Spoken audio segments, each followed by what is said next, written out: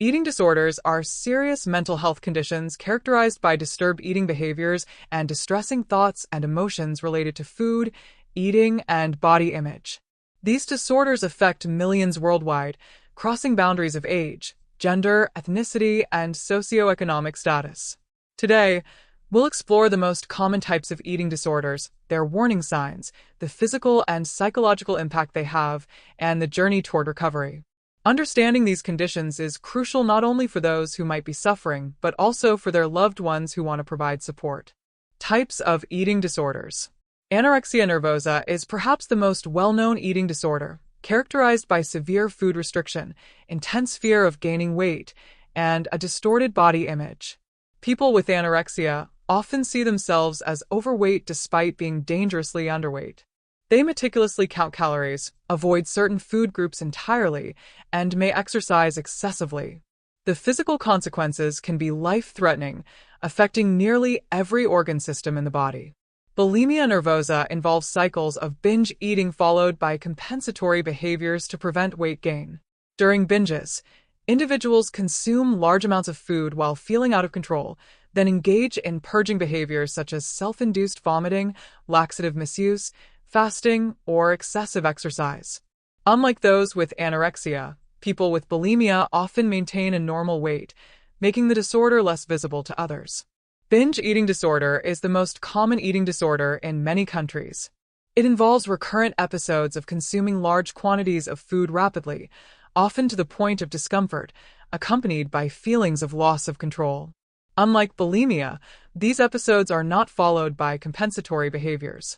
Many individuals with binge eating disorder experience intense shame and guilt after binging, leading to a cycle of emotional distress and further binge episodes. Other specified feeding or eating disorders, OSFED, include conditions that don't meet the exact criteria for anorexia, bulimia, or binge eating disorder, but are equally serious. These might include atypical anorexia, all symptoms of anorexia except being underweight, purging disorder, purging without binge eating, or night eating syndrome. Risk factors and causes. Eating disorders develop from a complex interplay of genetic, biological, psychological, and social factors. Research suggests that certain individuals may have genetic predispositions that increase vulnerability. Personality traits like perfectionism and high anxiety can also contribute significantly. Cultural factors play a substantial role, with societal pressures and media portrayal of idealized body types creating unrealistic standards of beauty and thinness. Traumatic experiences, particularly those related to body image or eating, can trigger disordered eating patterns. Family dynamics, including critical comments about weight or appearance, can increase risk. Additionally, certain professions and sports that emphasize leanness or specific body types, such as modeling, ballet, gymnastics, and wrestling, show higher rates of eating disorders among participants. It's important to note that eating disorders are not choices or phases. They are serious mental health conditions influenced by factors largely outside an individual's control. Understanding this helps reduce stigma and encourages compassionate approaches to treatment and support. Warning signs and symptoms. Recognizing the signs of an eating disorder is crucial for early intervention. Behavioral signs include dramatic weight changes, withdrawal from meals with others, excessive exercise regimens that don't change despite injury or exhaustion, and the development of rigid food rituals such as cutting food into tiny pieces or eating foods in a specific order. Physical symptoms vary by disorder, but may include noticeable weight loss or fluctuations, feeling cold frequently due to poor circulation, dizziness or fainting, dental problems from stomach acid exposure, digestive issues, and disruptions in menstrual cycles for women. Sleep disturbances and constant fatigue are common across all eating disorders.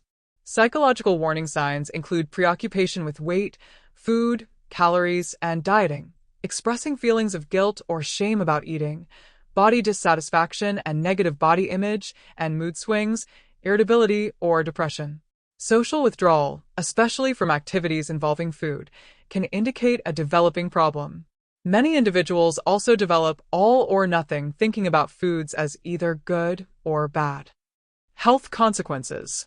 The physical impact of eating disorders can be severe and affect virtually every body system. Cardiovascular problems include heart rhythm abnormalities, low blood pressure, and in severe cases, heart failure. Malnutrition leads to muscle loss, including heart muscle, while electrolyte imbalances from purging can cause dangerous cardiac arrhythmias. Gastrointestinal issues range from delayed emptying of the stomach and constipation to acid reflux and intestinal damage. Endocrine disruptions affect hormone production, potentially causing amenorrhea, ceased menstruation, reduced bone density, leading to osteoporosis and infertility.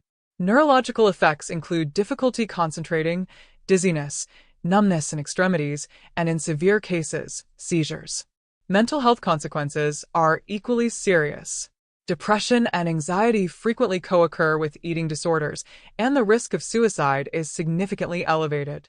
The constant preoccupation with food and body image consumes mental energy, affecting academic or work performance, relationships, and overall quality of life. Perhaps most concerning is that eating disorders have among the highest mortality rates of any mental illness, with anorexia having the highest mortality rate of all psychiatric disorders.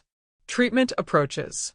Effective treatment for eating disorders typically requires a multidisciplinary approach. The treatment team often includes medical doctors, psychiatrists, psychologists or therapists, dietitians, and sometimes additional specialists.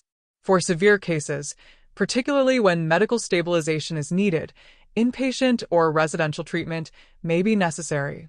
As stability improves, partial hospitalization programs, intensive outpatient programs, or regular outpatient therapy provide continued support with decreasing levels of supervision. Evidence-based psychological treatments include cognitive behavioral therapy, CBT, which helps identify and change distorted thoughts about food and body image, family-based treatment, FBT, particularly effective for adolescents, and dialectical behavior therapy, DBT, which focuses on emotional regulation and distress tolerance skills. Nutritional counseling is essential to restore healthy eating patterns and address nutritional deficiencies. Medication may be prescribed, particularly for co-occurring conditions like depression or anxiety. While no medication specifically treats eating disorders themselves, antidepressants can sometimes help reduce symptoms of bulimia nervosa and binge eating disorder.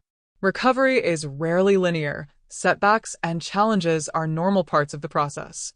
Complete recovery is possible, though it often takes time and persistence. The definition of recovery extends beyond weight restoration or cessation of behaviors to include a healthy relationship with food, positive body image, and improved quality of life. Supporting someone with an eating disorder. If you're concerned about someone who may have an eating disorder, approach them with compassion and without judgment. Express specific concerns using I statements rather than accusations. For example, say, "I've noticed you seem anxious around mealtimes," rather than, "You have an eating problem." Choose a private, comfortable setting for this conversation and be prepared for potential denial or anger. These are common initial responses. Avoid simplistic solutions like "just eat" or comments about appearance, even if intended as compliments. Statements like "you look healthy" can be misinterpreted through the lens of an eating disorder. Instead, offer practical support by researching treatment options, accompanying them to appointments if helpful, and creating a supportive environment around meals. Practice self-care if you're supporting someone with an eating disorder, as it can be emotionally taxing. Consider joining support groups for friends and family members of those with eating disorders, which can provide valuable guidance and community. Inclusion and resources. Eating disorders are complex but treatable mental health conditions. With appropriate interventions and support, recovery is possible and happens every day. If you or someone you know is struggling, reaching out for professional help is a sign of strength, not weakness. Resources include national eating disorder associations, crisis helplines, and online screening tools that can help determine if professional evaluation is needed. Remember that healing takes time, but with proper support and treatment, a healthier relationship with food and body image is achievable. Everyone deserves freedom from the burden of an eating disorder and the opportunity to live a full, meaningful life beyond these struggles.